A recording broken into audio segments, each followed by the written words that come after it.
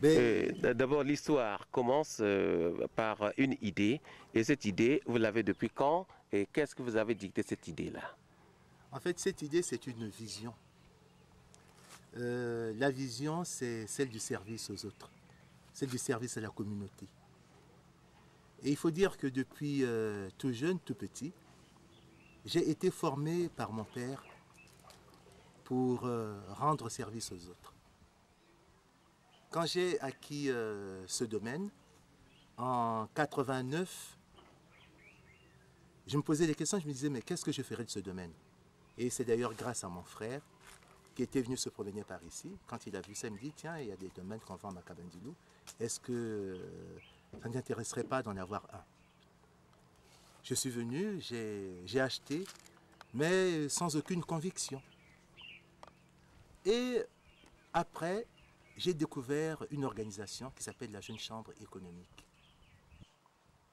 Et cette organisation m'a donné une autre vision du monde, une autre perception de la vie. Et cette organisation a un credo qui dit ceci. Nous croyons que la foi en Dieu donne à la vie son véritable sens. Que la fraternité humaine transcende la souveraineté des nations. Que la liberté des individus et de l'entreprise assurera mieux la justice économique. Que l'autorité doit s'appuyer sur la loi et non sur l'arbitraire. Que la personne humaine est la plus précieuse des richesses et que servir l'humanité constitue l'œuvre la plus noble d'une vie. À mon modeste niveau, comment pouvais-je donc penser à servir l'humanité? Si ce n'est à faire des choses constructives.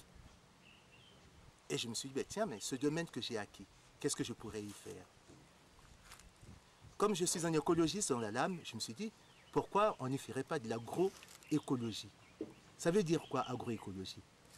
Ça veut dire faire de l'agriculture tout en préservant la nature, tout en préservant la vie. Et c'est là, effectivement, que je me suis associé à certaines compétences pour que nous puissions mener à bien cette idée, qui était la mienne, mais qui, je souhaitais, devienne une vision d'ensemble. Donc pour toute mon équipe. Ben voilà, c'est comme ça que ça a commencé. De faire de l'agriculture tout en préservant la nature. Et ça vous ramène à des tâches d'environnement.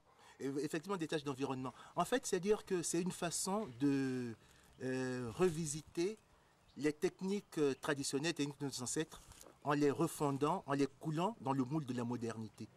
Et ça, je crois que je pourrais passer certainement la parole à M. Mpoué-Crépin, qui est ingénieur agronome, pour développer un peu plus cette idée-là. On va y venir. Et encore, faire l'agriculture pour sauvegarder la vie. Et effectivement, pour sauvegarder la vie. Oui. Vous savez, Dieu a d'abord créé la nature, il a créé la terre avant de créer l'homme. Et je crois que s'il a mis l'homme dans cette nature, c'est pour qu'il vive en symbiose avec cette nature. Et l'homme se devait de préserver cette vie. Mais malheureusement, ce qui se passe avec, disons, l'égocentrisme de l'homme, qui c'est vrai, c'est le centre du monde, mais ce n'est pas pour autant qu'il doit ignorer les autres vies qui sont autour de lui et qui lui permettent, lui aussi, d'avoir la vie. Voilà. Et j'ai cru entendre par là que faire de sorte que les produits chimiques, qui sont souvent le résultat de la science, ne portent pas le dessus sur les produits de la nature pour que ce que nous mangeons nous apporte la santé et non pas la mort précipitée. Et oui, effectivement, vous savez, bon, donc par égoïsme, qu'est-ce que l'homme a voulu faire? Il s'est dit, je peux exploiter cette nature, mais de manière intensive. Et pour cela, qu'est-ce que je fais? Bon, j'emploie des pesticides, j'emploie des engrais chimiques pour enrichir le sol, et comme ça, je gagnerai plus. Mais il n'a pas gagné plus. Parce qu'effectivement, pécuniairement, c'est vrai qu'il va gagner plus. Mais quand on voit toutes les retombées négatives de cette manière de pratiquer l'agriculture, les nappes phréatiques qui sont polluées, disons la terre qui est appauvrie, que pourrais-je dire encore, et tout ce que ça peut amener comme dégâts connexes sur notre santé. Voilà. Donc c'est par rapport à ça que nous avons fait ce choix, nous, de l'agrobiologie, c'est-à-dire que déjà, biologie, ça veut dire la vie. Donc on se dit, on préserve la vie, nous travaillons. Oui. Quel est le sens à donner à l'action menée par M. Nicolas Elota quand il dit qu'il fait de l'agriculture, mais tout en préservant la nature? Il faut enseigner cela aux hommes. Donc en préservant l'environnement. Voilà. Nous avons fait un constat amer en procédant par des enquêtes. Nous avons fait un constat amer en procédant par des enquêtes au niveau des maraîchers de la périphérie de Brazzaville. Certains maraîchers traitent les cultures avec les pesticides, qui est une très bonne chose parce que ça augmente les rendements, mais ces derniers ne respectent pas les caractéristiques de ces pesticides-là. C'est-à-dire par exemple la durée du produit dans le corps de l'insecte et de la plante. Et certains pesticides ont une durée d'action également longue sur les végétaux. Et puis ces pesticides présentent des dangers sur la flore, sur la faune, dangers sur l'homme. Je prends un exemple simple. Souvent il est conseillé de pulvériser par exemple 2 semaines avant la récolte. Nous avons fait un constat amer.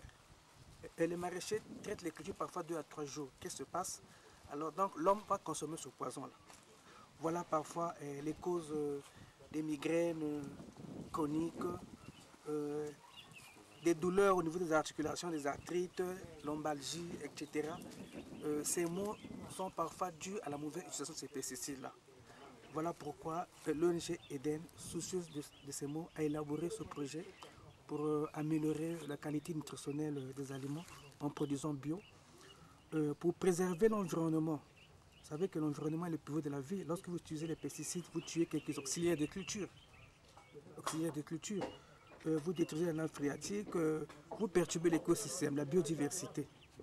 Donc il faut préserver l'environnement en associant les produits naturels, à savoir tout ce que nous avons comme la biomasse ici, là. Donc les feuilles mortes qu'on peut enfouir dans le sol, vous avez la drèche, vous avez la cendre qu'on peut amender les sols pour produire en grande quantité. Voilà. Et pour produire en qualité et en quantité. En quantité et en qualité. Et en qualité. Alors, mais il est où, monsieur?